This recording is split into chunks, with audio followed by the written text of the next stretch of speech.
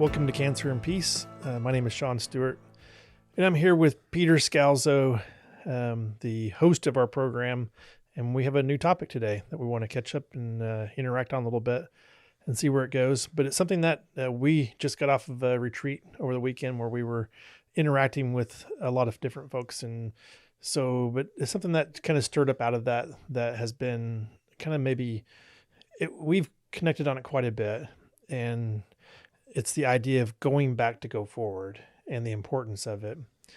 And there seems to be a decent amount of resistance about this concept a little bit. And so I'll let you describe a little bit from your thoughts, what it means, and then I'll kick back and forth a bit. This is a really important concept for finding peace on your journey. And so we want to talk about that a little bit today. So I think I'm going to use my own story with that concept because that concept was very foreign to me, going back in order to go forward, looking to my family of origin and everything that happened. I was always taught that once you surrender your life to Christ, then you look forward. All the other stuff's been done away with. It's all set. And I think where that backfired for me was when I was in a marriage crisis, and this was after I had been a Christian 42 years and just taught the scriptures and was an elder, all these things you could do within the church. But I was in a place of deep hurt with that marriage crisis. And so I ended up, and I've said this before, getting counseled by a recovery person, counselor. And so we marched through some of the 12 steps, and we got to doing a fearless and honest inventory, moral inventory. And it was there that the practice, the mechanics was to go back to someone who had hurt me. And of course, in my family of origin, with all of us, there's such brokenness and dysfunction. It was easy to find out where someone had hurt me. And then I, looked at the chart, had the cause and the response, the damage, but the one category was what was my part. And whether I was a victim of something or I had perpetrated something, it was the first time that I had really looked at myself as far as, wow, I do play a role in this and I do have a part in it. So there was such value with going back, to go forward with that piece of it. The other part was to look at those generational things that had happened. To a certain degree, we talk about nature versus nurture, but I think both play a role, but definitely nurture does. What happened as I was growing up? What sort of character defects and things formed in me, habits and hurts, hang-ups formed in me while I was growing up. And I couldn't just start as an adult and say, oh, that's stuff in the past, that's all done. I had to deal with what had happened in the past. And I love Scazzera's quote that says, Jesus may live in your heart, but Grandpa lives in your bones. So there's things that I needed to deal with from my past in order to go forward. Does that make sense to you? Yeah, no, it makes a lot of sense because I have a parallel story is similar in my, this idea of not wanting to live in the past is kind of something I would say. So for me, I don't have social media. I'm not on any social media accounts, Facebook, Instagram, any of it. And one of the reasons why I would say that in the past, I'd always say, hey, I don't want to live in the past. I don't need to connect with my high school years or something like that you might find with your Facebook friends from high school. And similar to you, it was probably in that, 8 years ago range or something like that I was in a marriage crisis also. And we were at this breaking point, and it was in that period of time. We did a little bit of counseling to try to be able to crawl so we could just function without so we could function. And that was just a functional marriage state. But it was the process of going back to go forward where there was a lot of things that I was able to identify in my own journey that needed to be dealt with to find healing and peace in the current, in the moment. And so I can relate a lot to what you're saying, but I also knew there was deep resistance to going back. And I think it might be that high school was a painful time. And also, even prior to that, school in general for me was a time of building what I'm going to call a shame core. It's like a core feelings of shame came from that period of time. And part of the reason why I didn't want to go back is I didn't want to feel that again. I didn't want to experience those feelings. And so I think I know now why I would say, hey, I'm going to live in the current and focus on where I'm going in the future, but I don't need to go back. And so I relate to it a lot. That's powerful, the shame piece. Yeah. Yeah. And the thing about it is that shame has a core that has an origin story that's attached to it. And so that, as I think about it now, I'm just kind of thinking out loud as we're talking, because we don't have a script we're working off of here. But as I was thinking about this idea of the shame core, and shame is always attached to a story, an origin story, and there's a why. And so there's a lot of painful stories from my past that were built with deep insecurities. And so to go back means I have to actually go reconcile that story. What's the truth about that story, and what is the truth about it, what it means to me now, and how I feel. So how does that relate to you? Really well. Yeah. I hadn't thought about the shame piece, but I think that's yes, I can understand how I didn't want to go back because of the fact I didn't want to experience those feelings. So I do resonate with that. And then when I did the exercise of going back and looking at key people in my life and doing that, what's my part, that whole thing, it was healing and brought peace to reconcile what had happened, to process what had happened. And part of how I dealt with it was going on a forgiveness journey, but not only of people in my life, of myself.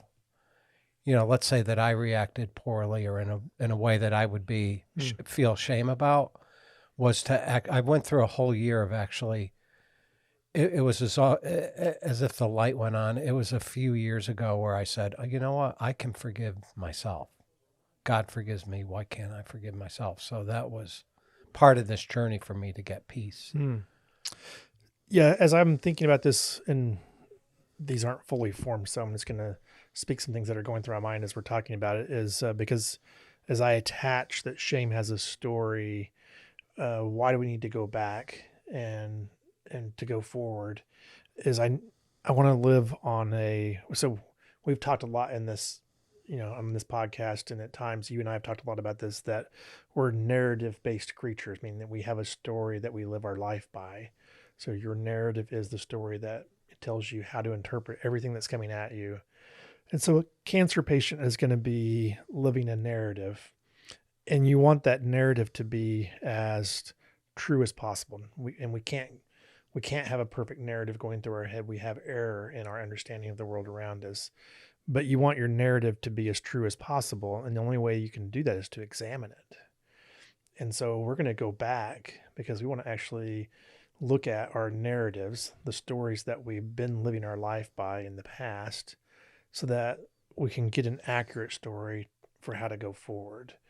And in that story, we might find that there's things that we need to do to make things right. And we'll talk about that maybe later if we have time.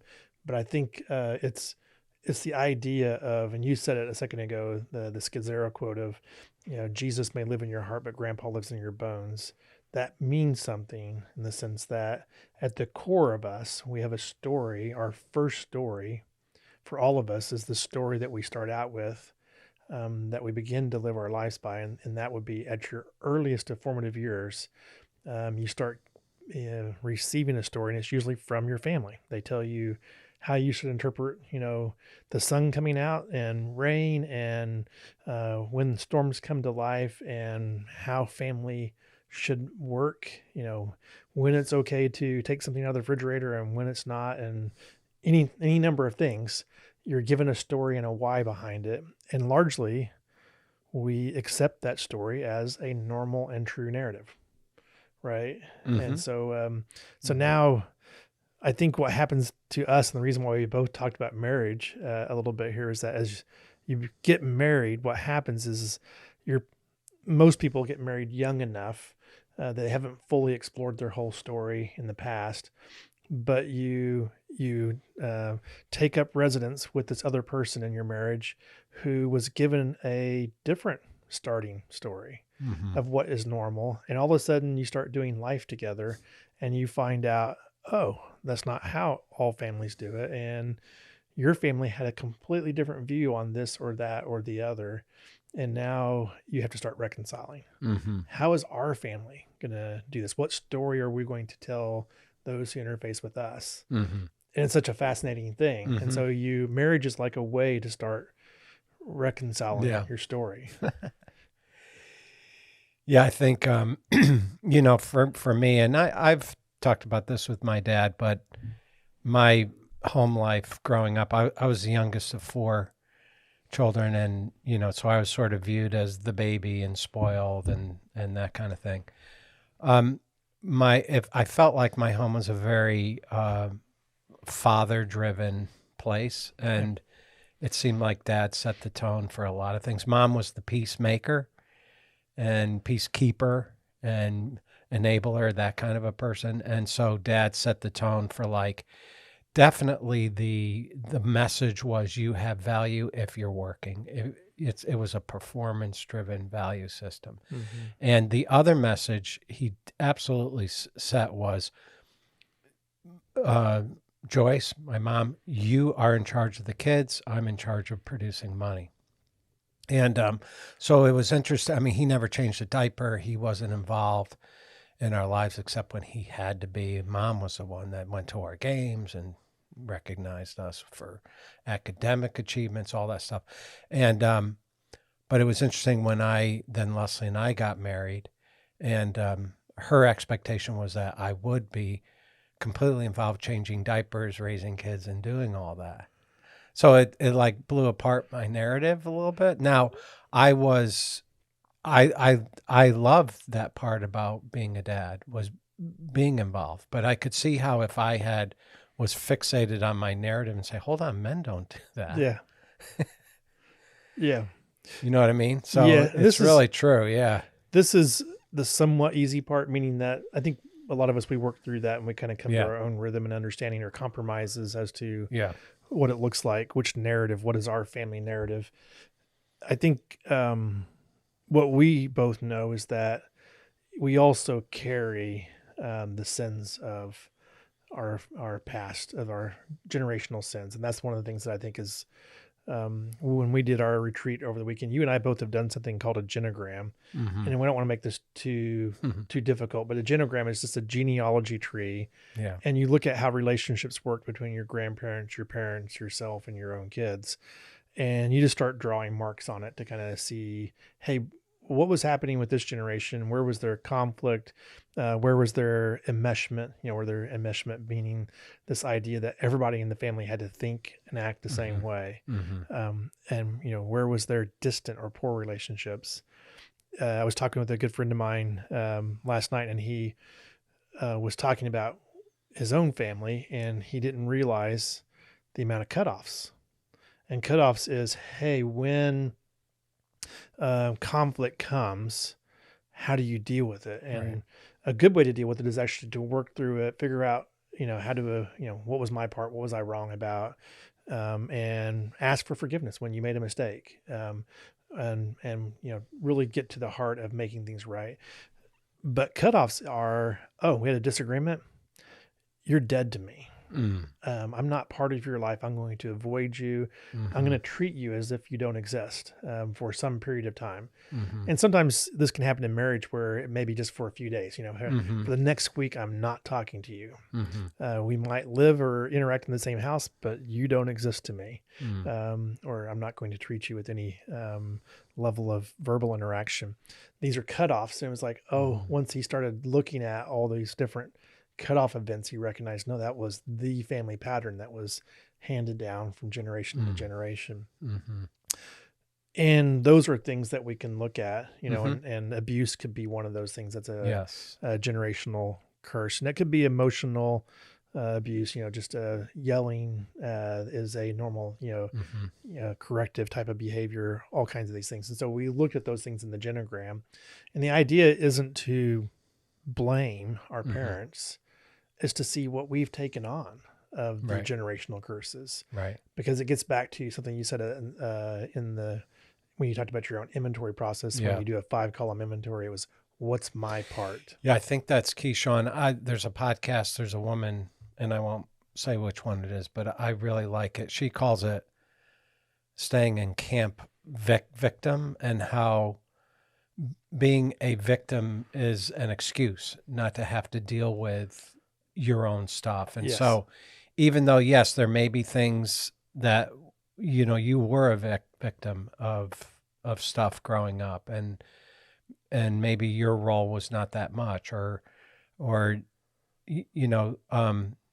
the issue is that I still need to assume responsibility for my actions. I mean, every family has brokenness and dysfunction in it. I don't know if, So you and I were talking pre-podcast. Yeah. I think that's good because you just hit on something I want us to really talk about a little bit here. And it's in the vein of what's the right level, or why go back, and what's the right level? Because sorry about that. The thought process, and you kind of started out, you didn't quote a scripture, but there was an underlying scripture, and it was like, as Christians, we use this saying, it's like, old things have passed away and all things have been made new. And we say that about ourselves, is that we've been transformed by Christ. But there's a truth that's there, and it's like our souls, our spiritual relationship with God has been made new. But we still live in the same physical bodies, and I still have inside of me stored trauma. And so, and at some point I'll talk about trauma, but I know we talked back when Nancy was here, she talked about trauma and trauma healing, but trauma healing is literally stored trauma is literally stored in your body. And it's like, what do you do with that? That wasn't made new. You didn't get a new body. You still have a body who has been wrecked by disease, and you're still having to walk through the struggle of the fact that you've got an old body, and that old body is going to continue to degrade to one day you're going to pass, whether it's from cancer or something else, old age. And I think not all things are made new in that sense. It's a truth about our relationship with God has been made new, but there's still something in the future for our physicality and, our minds and so forth that hasn't been made new completely. It's a great point. And so it raises this point, and that is, it's like, hey, what's the real need here? What's the difference between navel gazing? And I'm going to define navel gazing as just not focused on living life and relating to others, but just being self-centered and, looking at your navel and not getting out of that. Your head's down and you don't see the world around you. Yeah. Versus necessary introspection, transformation, and healing. And talking about that a little bit, what are the things that are important to being in the necessary versus navel gazing? Because I hear that a lot when we talk about inner journey concepts is, hey, what you and I said before is, I don't want to live in the past. Right. And for me, that was actually just avoidance of shame. Yeah. But what is important between those two? Of course, I'm going to be careful with this, but I think a lot of therapy is navel gazing. It's sort of just, when that happened in the past, how'd you feel about it? What did you do about, how did you deal with it back then and all that? And I think getting out of denial and getting out of your narrative is important. Like, oh, I used to think this was normal and it really wasn't in my past. That's a key part of it. But just as important is, how do I move forward now that I do know these things? And so I think navel gazing to me would be, I stay in camp victim and I churn around in there. And yes, I do blame, and I really don't take responsibility for moving forward. I can't move forward because I'm stuck in this place. But I think the other part, what you were saying, is critical to find peace. I mean, this is a podcast about finding inner peace, and that navel gazing doesn't bring, it brings clarity, but it doesn't bring peace. And so let's move forward after we go back. You said some components, and I want to touch on that a little bit. Yeah. So I like one way to identify is, are you stuck in blame, Mm-hmm. or are you focused on your part? Mm-hmm.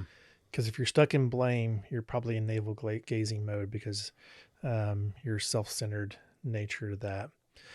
And so I like that. And is your purpose to find healing, or is it something else, to find sympathy? Because if you're looking for sympathy, I think that's a spiral effect, that you'll just stay in that mode looking for, oh, poor you, as opposed to, no, actually, I want to see what was going on, Mm-hmm. so that I can actually process and move forward from that. But you said something else that I wanted to say, and just maybe it might even be a disagreement, but I'll be interested to hear is, You can't disagree with the host. well, Impossible. I can get thrown off the show at least this way. Yeah, you can. And it was, in counseling, people are asked, how did you feel about this or that? And I think that's a great question, depending on the purpose. Mm-hmm. And one of the things that Nancy taught us when we were here a little bit about, if you have, I don't think I'm actually just putting clarity, I think, around this, but it's the Jerry Scazzaro idea, is like, old feelings don't die, they get buried alive. Mm-hmm. And so there's an important part of going back, and that is to feel unfelt feelings. Correct. Yeah. And so you and I don't think, are speaking against that. No. But the purpose isn't just to feel them. Right. It's that you don't want to store them. You're actually going Right. to get to, those feelings were there for a purpose. And so it may represent a incident in time where there's bitterness, anger, resentment, something that's a negative feeling that you haven't processed. Mm-hmm. And so thus you're just holding it. Mm-hmm. And the way to let go of that is actually bitterness at who? Mm-hmm. Anger and resentment about what? And what am I going to do with that? Right. And it may be, hey, that was painful and I need to surrender that to God. Or it may be, hey, that person hurt me and I need to forgive that person. Mm-hmm. Or it may be, I've done something that hurt them, and you have to actually work through the core of that. Mm-hmm. And the way you start is by feeling the feeling, Yeah. then taking ownership for the feeling, and then processing it. And then it's no longer there. Then you're actually able to move forward. And I think that's consistent with the 12 steps, Sean, in recovery. I mean, in a nutshell, after you've determined that your life is unmanageable, it's who's my higher power, but then it's, I'm going to look at my part and stuff, my family of origin, all my current relationships, all of them. And then once I get peace with that, with, okay, this is what I've done, I'm going to admit it, confess it to others, to God, myself, and others. Then it's almost like the absolute necessary next step is to make amends. And making amends is about my part, not about what the other person did. Yeah, I think I'd like to talk about that as a separate. We don't have I think time. It'd be good. Well, we're going to run out of time, and so Mr. Facilitator. so let's save that, because I think this is Okay, a good. we'll save it. That is a good thing. But Yeah. you're hitting on something. It's like, where are we going with Yes. our part? Yeah. And I think was my point, is that we can be in camp victim and just churn around. in it. yes, we were talking with producer Jack ahead of this, and Yeah. one of his big concerns is if you go back, it can be almost unhelpful if somebody gets stuck in a negative past cycle, Mm-hmm. stuck in depression, stuck is not a great place to be. And the reason why this is important is, and you highlighted something to us like, hey, if somebody's on a cancer journey, which we're assuming that a lot of our listeners are, the last thing they need is to be getting just absolutely hammered in their body by this disease, Mm-hmm. and then to be drugged down into a negative emotional spiral of a negative emotional journey.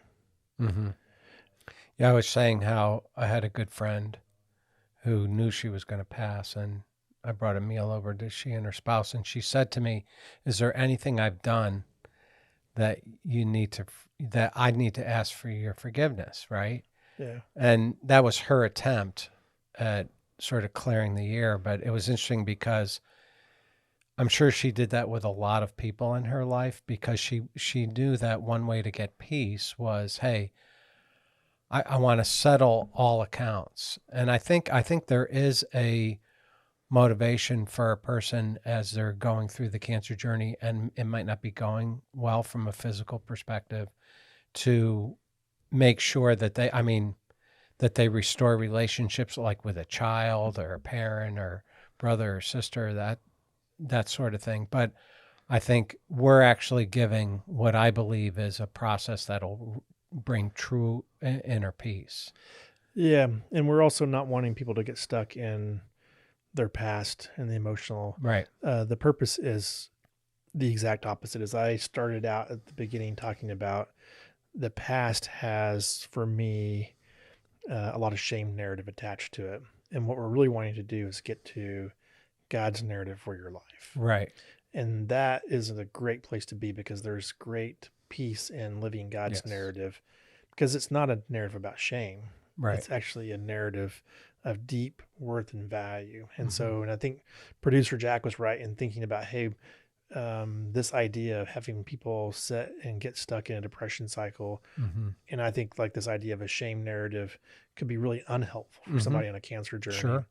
And so what we don't want to do is just leave you in that space Right. of, hey, you need to go back and then not go forward. Yep. So going back, the only purpose of it is to go forward, Right. is to bring yourself up to date, but to bring yourself up to date with a real narrative, the narrative that God has for your life.